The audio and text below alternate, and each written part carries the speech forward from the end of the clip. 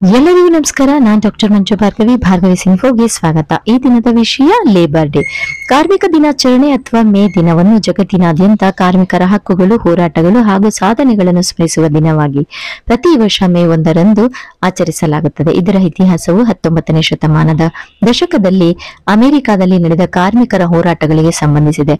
ಆ ಕಾಲದಲ್ಲಿ ಕೈಗಾರಿಕಾ ಕ್ರಾಂತಿಯ ಪ್ರಭಾವದಿಂದ ಕಾರ್ಖಾನೆಗಳಲ್ಲಿ ದುಡಿಯುವ ಕಾರ್ಮಿಕರ ಪರಿಸ್ಥಿತಿ ಬಹಳ ಕಷ್ಟಕರವಾಗಿತ್ತು. ದಿನಕ್ಕೆ 10ರಿಂದ 16 ಗಂಟೆಗಳವರೆಗೆ ದುಡಿಯಬೇಕಾದ ಪರಿಸ್ಥಿತಿ, ಅಲ್ಪ ವೇತನ, ಆರೋಗ್ಯ ಹಾಗೂ ಸುರಕ್ಷತೆಯ ಕೊರತೆ, ಮಕ್ಕಳ ಕಾರ್ಮಿಕರ ಬಳಕೆ ಇತ್ಯಾದಿ ಸಮಸ್ಯೆಗಳು ವ್ಯಾಪಕವಾಗಿದ್ದವು. ಈ ಸಮಸ್ಯೆಯನ್ನು ಪರಿಹರಿಸಲು ಕಾರ್ಮಿಕರು ಸಂಘಟಿತರಾಗಿ ಹೋರಾಟ ಆರಂಭಿಸಿದರು. 1886ರಲ್ಲಿ ಅಮೆರಿಕದ ಚಿಕಾಗೋ ನಗರದಲ್ಲಿ 8 ಗಂಟೆಗಳ ಕೆಲಸದ ಅವಧಿಯನ್ನು ಕಾನೂನಾತ್ಮಕಗೊಳಿಸಲು ದೊಡ್ಡ ಮಟ್ಟದ ಪ್ರತಿಭಟನೆಗಳು ನಡೆದವು. ಮೇ 1ರಂದು ಆರಂಭವಾದ ಈ ಹೋರಾಟದಲ್ಲಿ ಸಾವಿರಾರು ಕಾರ್ಮಿಕರು ಪಾಲ್ಗೊಂಡರು.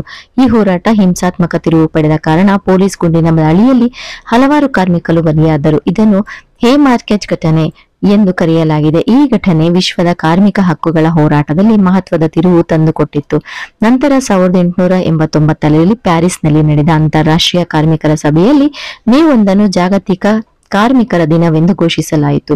ಭಾರತದಲ್ಲಿ ಕಾರ್ಮಿಕರ ದಿನಾಚರಣೆ 1923ರಲ್ಲಿ ಆರಂಭವಾಯಿತು. ತಮಿಳುನಾಡಿನ ಚೆನ್ನೈನಲ್ಲಿ ಕಾಮ್ರೇಡ್ ಸಿಂಗಾರವೆಲ್ಲಲ್ ಅವರ ನೇತೃತ್ವದಲ್ಲಿ ಮೊದಲ ಕಾರ್ಮಿಕರ ದಿನವನ್ನು ಆಚರಿಸಲಾಯಿತು. ಭಾರತದಲ್ಲಿ ಈ ದಿನವನ್ನು ಮೇ ಡೇ, ಅಂತಾರಾಷ್ಟ್ರೀಯ ಕಾರ್ಮಿಕರ ದಿನ ಅಥವಾ ಕಾಮಗಾರರ ದಿನ ಎಂದು ಕರೆಯಲಾಗುತ್ತದೆ. ಭಾರತಾದ್ಯಂತ ಕಾರ್ಮಿಕ ಸಂಘಗಳು, ಕಾರ್ಖಾನೆಗಳು ಮತ್ತು ಕಾರ್ಮಿಕ ಚಳುವಳಿಗಳು ಈ ದಿನವನ್ನು ವಿಭಿನ್ನ ರೀತಿಯಲ್ಲಿ ಆಚರಿಸುತ್ತವೆ. ಮೆರವಣಿಗೆಗಳು, ಸಭೆಗಳು, ಹಕ್ಕುಗಳ ಕುರಿತು ಜಾಗತಿಕ ಕಾರ್ಯಕ್ರಮಗಳು, ಗೌರವ ಸಮಾರಂಭಗಳು ಹೀಗೆ ಹಲವು ಚಟುವಟಿಕೆಗಳು ನಡೆಯುತ್ತವೆ. ಕಾರ್ಮಿಕ ದಿನಾಚರಣೆ ಕೇವಲ ಒಂದು ಹಬ್ಬ ಅಲ್ಲ, ಅದು ಕಾರ್ಮಿಕರ ಶ್ರಮದ ಮಹತ್ವವನ್ನು ಸಮಾಜಕ್ಕೆ ನೆನಪಿಸುವ ಒಂದು ಸಂಕೇತವಾಗಿದೆ. ಸಮಾಜದ ಆರ್ಥಿಕ ಅಭಿವೃದ್ಧಿಯಲ್ಲಿ ಕಾರ್ಮಿಕರ ಪಾತ್ರ ಅಪಾರ. ಮೂಲಸೌಕರ್ಯ ನಿರ್ಮಾಣ, ಕೈಗಾರಿಕಾ ಉತ್ಪಾದನೆ, ಕೃಷಿ, ಸಾರಿಗೆ, ಸೇವಾ ವಲಯ ಹೀಗೆ ಎಲ್ಲ ಕ್ಷೇತ್ರಗಳಲ್ಲೂ ಕಾರ್ಮಿಕರ ಕೊಡುಗೆ ಅನಿವಾರ್ಯ. ಆದರೂ ಅನೇಕ ಬಾರಿ ಕಾರ್ಮಿಕರ ಶ್ರಮಕ್ಕೆ ತಕ್ಕ ಮಾನ್ಯತೆ ಹಾಗೂ ಹಕ್ಕುಗಳು ದೊರೆಯುವುದಿಲ್ಲ. ಈ ಕಾರಣದಿಂದಲೇ ಕಾರ್ಮಿಕರ ದಿನಾಚರಣೆ ಕಾರ್ಮಿಕರ ಹಕ್ಕುಗಳಿಗಾಗಿ ಹೋರಾಡಲು, ಸಮಾನತೆ ಮತ್ತು ಸಾಮಾಜಿಕ ನ್ಯಾಯವನ್ನು ಸಾಧಿಸಲು ಪ್ರೇರಣೆ ನೀಡುತ್ತದೆ. ಈ ದಿನದ ಇತಿಹಾಸವು ಶೋಷಣೆ ಮತ್ತು ಅನ್ಯಾಯದ ವಿರುದ್ಧ ಹೋರಾಟದ ಸಂಕೇತವಾಗಿದೆ. ಚಿಕಾಗೋ ಘಟನೆಯಲ್ಲಿ ಕಾರ್ಮಿಕರ ಏಕತೆ, ಸಂಘಟನೆ ಮತ್ತು ತ್ಯಾಗದ ಸಂಕೇತಗಳಾಗಿವೆ.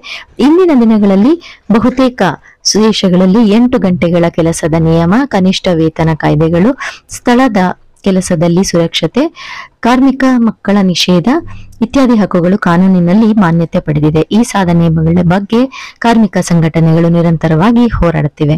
ಭಾರತದಲ್ಲಿ ಕಾರ್ಮಿಕರ ದಿನಾಚರಣೆಯ ಸಂದರ್ಭದಲ್ಲಿ ಕಾರ್ಮಿಕ ಸಂಘಟನೆಗಳು ಸರ್ಕಾರಕ್ಕೆ ತಮ್ಮ ಬೇಡಿಕೆಯನ್ನು ಸಲ್ಲಿಸುತ್ತವೆ.